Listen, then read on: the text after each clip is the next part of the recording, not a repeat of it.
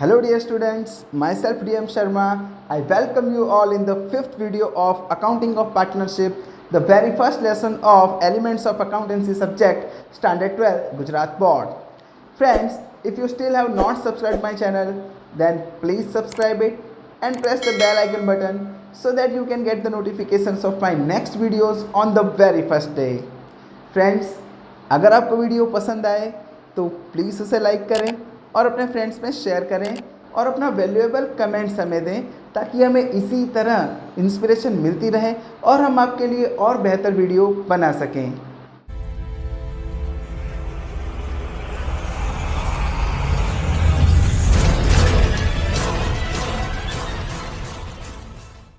Friends, in the last video we have solved the sums related to interest on capital. Today we will solve the sums related to wrong distribution of profit and the commission of manager after deduction such commission. So without wasting time, let's start. So friends, today we will study the third method, wrong distribution of profit. इस type के questions में profit and loss का distribution जिस ratio में करना चाहिए उसमें ना करके गलती से किसी और रेशियो में हम डिस्ट्रीब्यूट कर चुके होते हैं और हमें उसकी रेक्टिफाइड एंट्री देनी होती है। So to solve such kind of sums follow the following steps. Step number 1, prepare the following table. Friends, you can see first of all we will write wrong distribution, means जो भी profit आपको दिया है उस profit को आपने जिस wrong ratio में डिवाइड किया है वो डिस्ट्रीब्यूशन आप यहाँ पर माइनस की साइन के साथ में लिख दीजिए। उसके बाद टोटल प्रॉफिट को सही रेशियो में डिवाइड करके प्लस की साइन के साथ लिख दीजिए और फिर उसका बैलेंस निकाल लीजिए। तो बैलेंस निकालते समय हमारी सेम मेथड रहेगी, जो भी बैलेंस माइनस में आएगा उसको हम डेबिट कहेंगे, जो बैलेंस प्लस में आएगा उसे हम क्रेडिट कहेंगे। यहाँ पर ए और सी ये दोनों पार्टनर्स का बैलेंस माइनस में आया है तो हम इन दोनों को डेबिट करेंगे और बी का बैलेंस प्लस में आया है तो उसे हम क्रेडिट रखेंगे। So now the second and the last step of this sum, right the rectified journal entry. और इस बैलेंस के बेस पे हम ए और सी जो माइनस में है उन्हें हम डेबिट करेंगे। As capital oblique current account debited, C's capital oblique current account debited और बी का जो बैलेंस प्लस में आया है उसे हम क्रेडिट करेंगे। तो यहाँ इन दो ही स्टेप्स में ये सम ख़त्म हो जाएगा। तो चलिए फ्रेंड्स, इन स्टेप्स को समझने के लिए हम एक प्रैक्टिकल सम सॉल्व करते हैं।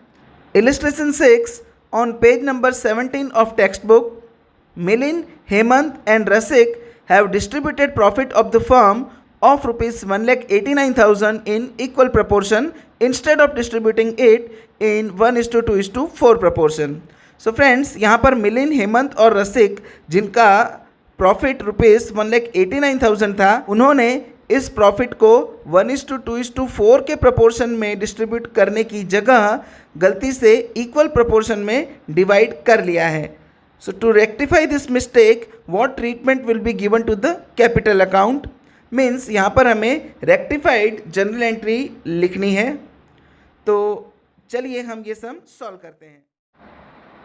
So friends, in the first step हम रॉन्ग डिस्ट्रीब्यूशन 1:1:1 में जो हमारा टोटल प्रॉफिट है 1,89,000 उसे डिवाइड करेंगे तो सब में 63,000 तीनों पार्टनर को सेम आएगा क्योंकि इक्वल प्रपोर्शन है। और उसके बाद 1,89,000 को हम करेक्ट डिस्ट्रीब्यूशन जो कि 1:2:4 है उसमें डिवाइड करेंगे और जो भी डिस्ट्रीब्यूशन आएगा उसे हम प्लस की साइन के साथ यहाँ लिख देंगे। तो ये डिस्ट्रीब्यूशन कैसे किया है उसकी वर्किंग नोट में आपको दिखाता हूँ। तो फ्रेंड्स, आप यहाँ देख सकते हैं हमने इस टेबल में मिलिंद, हेमंत और रसिक में रॉन्ग डिस्ट्रीब्यूशन और करेक्ट डिस्ट्रीब्यूशन दोनों का कैलकुलेशन करके दिखाया है।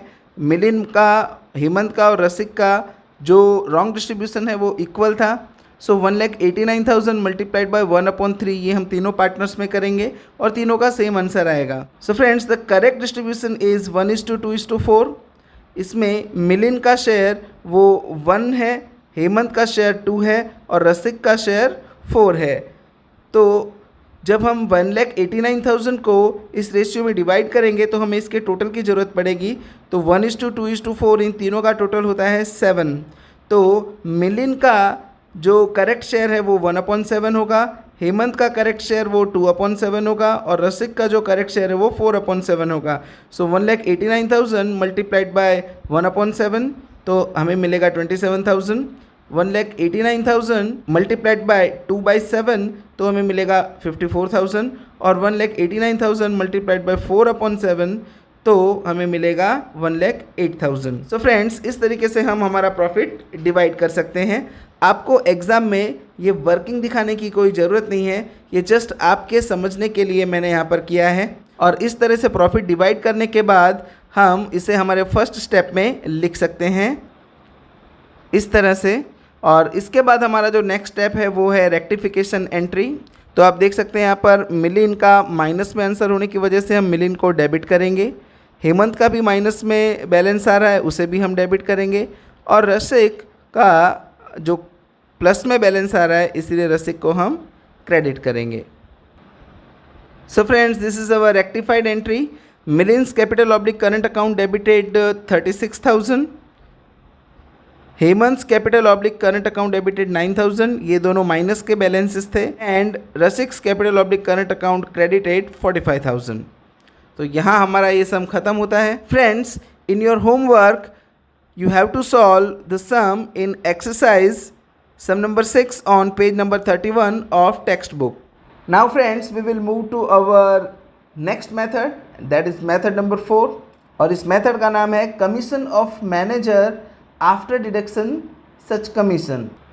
फ्रेंड्स, आप सोच रहे होंगे कमीशन काउंट करना तो कोई बहुत बड़ी बात नहीं है, लेकिन यहाँ पर जो कमीशन है वो थोड़ा सा ट्विस्ट करके आपसे पूछा जाएगा। आप हेडिंग ही पढ़ सकते हैं, commission of manager after deduction such commission, यानी आपको कमीशन माइनस करने के बाद वाले प्रॉफिट पर कमीशन का कैलकुलेशन करना है। तो यहाँ पर जो कैलकुलेशन है वो थोड़ी सी अलग हो जाती है। सबसे पहले तो ये जान लें कि इस टाइप के सम्स इन दो तरीके से पूछे जाते हैं। First, when profit of the firm is given in the firm, and second, when individual profit of any partner is given. Friends, इन दोनों प्रॉफिट्स में डिफरेंस क्या है वो ज़रा हम पहले समझ लेते हैं।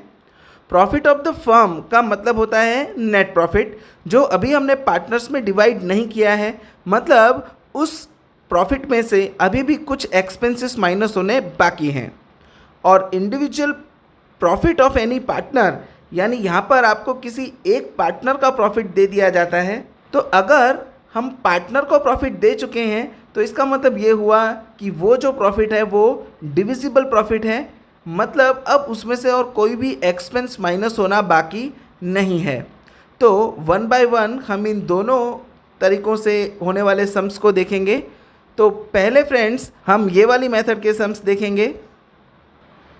एक बात और हम क्लियर करेंगे फ्रेंड्स, इस मेथड में हमें केवल कमीशन नहीं पूछते, हमेशा हमें ये क्वेश्चन पूछा जाता है कि total amount received by the partner, यानी कि जो भी पार्टनर आपको बताया जाएगा, सपोज़ 3 पार्टनर दिए हों, उन 3 पार्टनर्स में से जिस पार्टनर को हमें कमीशन देना हो वो हमारा एक्टिव पार्टनर होगा।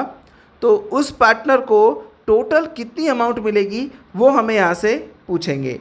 तो उसके लिए आपको ये बात क्लियर जान लेनी चाहिए कि total amount received by partner का मतलब होता है प्रॉफिट प्लस कमीशन, क्योंकि इस सम में हम जो कमीशन फाइंड कर रहे हैं वो पार्टनर का कमीशन है। तो पार्टनर को वो कमीशन तो मिलेगा ही, प्लस साथ में उसे प्रॉफिट भी मिलेगा।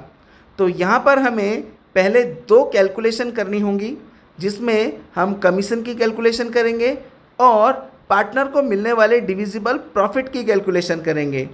तो इस टाइप के सम्स टोटल 4 स्टेप्स में सॉल्व होते हैं। वो चारों 4 स्टेप्स मैं आपको 1 बाय 1 एक्सप्लेन करता हूँ। So friends, step number 1, calculate the commission. तो हम सबसे पहले कमीशन का कैलकुलेशन कर लेंगे। उसके लिए जो फॉर्मूला है वो कुछ इस तरीके से है, commission is equal to profit of the firm, यानी जो प्रॉफिट आपको पूरी फर्म का सम में दिया है वो multiplied by percentage upon 100 plus percentage. यानी यहाँ पर आपको ये बात ध्यान रखनी है, सपोज आपको 12% दिया है तो आपको ऊपर 12 से मल्टीप्लाई करना है और नीचे आपको 100 प्लस 12 यानी 112 आपको लिखना है। अगर 5% देंगे तो 5 अपॉन 105 हो जाएगा, 6% देंगे तो 6 अपॉन 106 हो जाएगा। तो हम ऐसा क्यों कर रहे हैं फ्रेंड्स? क्योंकि यहाँ पर जो कमीशन है वो नॉर्मल कमीशन नहीं है, वो आफ्टर डिडक्शन कमीशन है। यानी प्रॉफिट में से आपका कमीशन माइनस करने के बाद वाले प्रॉफिट पर आपको कमीशन कैलकुलेट करना है। तो अगर हम इस मेथड से जाते हैं तो मेथड थोड़ी लंबी हो जाती है, तो इसीलिए शॉर्टकट वे में हम इस फॉर्मूला का यूज़ करेंगे कि जिसमें profit of the firm multiplied by percentage upon 100 plus percentage. तो फ्रेंड्स कमीशन तो हमने फाइंड कर लिया, अब हमें पार्टनर को मिलने वाले प्रॉफिट को फाइंड करना है, क्योंकि हमें total amount received by partner find करनी है। अब हमें ज़रूरत है डिविजिबल प्रॉफिट की। तो पार्टनर को जो प्रॉफिट डिवाइड होता है वो नॉर्मल प्रॉफिट या नेट प्रॉफिट नहीं होता, वो डिविजिबल प्रॉफिट होता है। और डिविजिबल प्रॉफिट फाइंड करने के लिए हमें नेट प्रॉफिट में से पार्टनर्स के एक्सपेंसेस माइनस करने होंगे। फर्म पार्टनर को जो कमीशन पे करेगी ये एक पार्टनर का कमीशन है, तो जो हमें नेट प्रॉफिट सम में दिया हुआ है उस प्रॉफिट में से हम ये कमीशन माइनस करेंगे, जिससे हमें फर्म का डिविजिबल प्रॉफिट मिलेगा। तो आप देख सकते हैं हमारा second step, divisible profit is equal to profit of the firm, जो हमें सम में दिया होगा उसमें से हम कमीशन माइनस करेंगे। मैंने यहाँ पे लिखा भी है स्टेप 1, यानी स्टेप नंबर 1 में जो हमारा आंसर आएगा कमीशन का वो हम माइनस करेंगे और डिविजिबल प्रॉफिट फाइंड करेंगे। तो यहाँ जो डिविजिबल प्रॉफिट हमें मिलेगा वो पूरी फर्म का डिविजिबल प्रॉफिट होगा फ्रेंड्स। हमें तो केवल हमारे एक्टिव पार्टनर के जितना डिविजिबल प्रॉफिट चाहिए, तो इस डिविजिबल प्रॉफिट पर हम दिए गए पार्टनर का शेयर फाइंड करेंगे। So our third step is share of the related partner in divisible profit, और उसके लिए डिविजिबल प्रॉफिट जो हमने स्टेप नंबर 2 से फाइंड किया है उसमें हम शेयर ऑफ पार्टनर का मल्टीप्लाई करेंगे और टोटल शेयर से डिवाइड करेंगे, जिससे हमें पार्टनर का डिविजिबल प्रॉफिट मिल जाएगा। और लास्ट फोर्थ स्टेप में total amount of partner will be profit of the partner, जो हमने स्टेप नंबर 3 में फाइंड किया है। उसमें हम कमीशन जो हमने स्टेप 1 में फाइंड किया है उसे प्लस कर देंगे, तो हमारा सम खत्म हो जाएगा।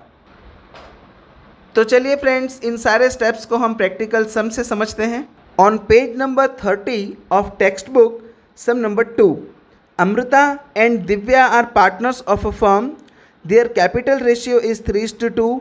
Amrita is to be paid 8% commission on net profit after deduction of such commission. What amount will be received by Amruta if profit of the year is rupees 96,876? तो फ्रेंड्स आप यहाँ पर देख सकते हैं कि यहाँ हमें पूरी फर्म का प्रॉफिट दिया हुआ है, ना तो हमें अमृता का प्रॉफिट दिया है ना हमें दिव्या का प्रॉफिट दिया है। तो ये हमारे कमीशन की फर्स्ट मेथड वाला सम बनता है, जिसके 4 स्टेप्स अभी हमने देखे थे। दूसरी खास बात यह है फ्रेंड्स कि यहाँ आपको कैपिटल रेशियो दिया हुआ है, जो 3:2 है वो कैपिटल रेशियो है, जो हमारे किसी काम का नहीं है। तो फ्रेंड्स यहाँ पर हमें total amount received by Amrita find करना है, यानी कमीशन फाइंड करेंगे वो प्लस अमृता को मिलने वाला प्रॉफिट हमें यहाँ पर फाइंड करना है। तो अमृता का शेयर वो यहाँ पर कितना होगा? अगर आप ये सोच रहे हैं कि अमृता का शेयर 3/5 होगा तो वो रॉन्ग है, क्योंकि ये जो रेशियो दिया है वो कैपिटल रेशियो है फ्रेंड्स, जो आपके किसी काम का नहीं है। अगर ये प्रॉफिट एंड लॉस रेशियो होता तो ज़रूर से हम 3/5 कर सकते थे, क्योंकि हमें जो रेशियो है वो 3:2 दिया है, तो 3/5 हो जाता। लेकिन ये कैपिटल रेशियो है तो ये हमारे किसी काम का नहीं। तो जब भी हमें profit and loss ratio directly ना दिया हो तो हम इक्वली डिवाइड करते हैं। तो यहाँ पर जो डिविजिबल प्रॉफिट आएगा वो हम अमृता को 1:1 यानी इक्वल प्रोपोर्शन में डिवाइड करके देंगे। तो ये बात आपको ध्यान रखनी है। तो चलिए सम स्टार्ट करते हैं। So friends our first step to find the commission, इसके लिए हम ये फॉर्मूला अप्लाई करेंगे, profit of the firm multiplied by percentage plus 100 plus percentage. हमारा जो प्रॉफिट ऑफ द फर्म है वो 96,876 है। हमारा जो रेट ऑफ कमीशन है वो 8% था, तो हम 8/100 प्लस 8 करेंगे। So in the next step it will be 96,876 multiplied by 8/108। So the commission will be ₹7,176। तो फ्रेंड्स यहाँ हमने कमीशन तो फाइंड कर लिया, अब हमें डिविजिबल प्रॉफिट फाइंड करना है, क्योंकि हमें यहाँ पर total amount of Amrita find करना है। तो टोटल अमाउंट के लिए हमें डिविजिबल प्रॉफिट चाहिए होगा। So divisible profit is equal to profit of the firm minus commission. So friends, the profit of the firm is given in the sum, that is 96,876, and commission we have found in our first step, that is 7,176. So the divisible profit will be ₹89,700.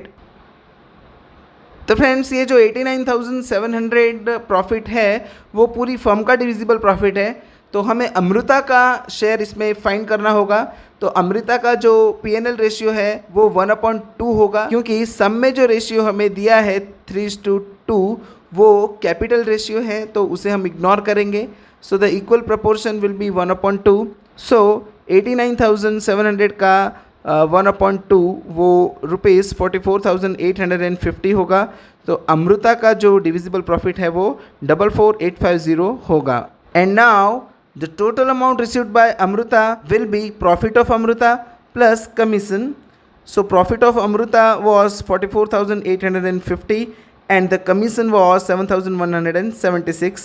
So the total amount received by Amruta is ₹52,026. So friends, for practice on page number 15 of textbook illustration 2, you have to solve in your homework. So friends, we stop here today. I hope you all have understood all the methods and sums. If you have any doubt, you can ask me in the comment section. I will give you the explanation of your queries through video. अगर आपको video पसंद आया है तो please उसे like करें और अपने फ्रेंड्स में शेयर करें और अपना वैल्यूएबल कमेंट्स हमें दें, ताकि हम अपने आप में और इम्प्रूवमेंट ला सकें और आपके लिए और बेहतर वीडियो लेकर आ सकें। तो बहुत जल्द मुलाकात होगी आपसे नेक्स्ट वीडियो में। Till then keep study and stay at home. Good bye.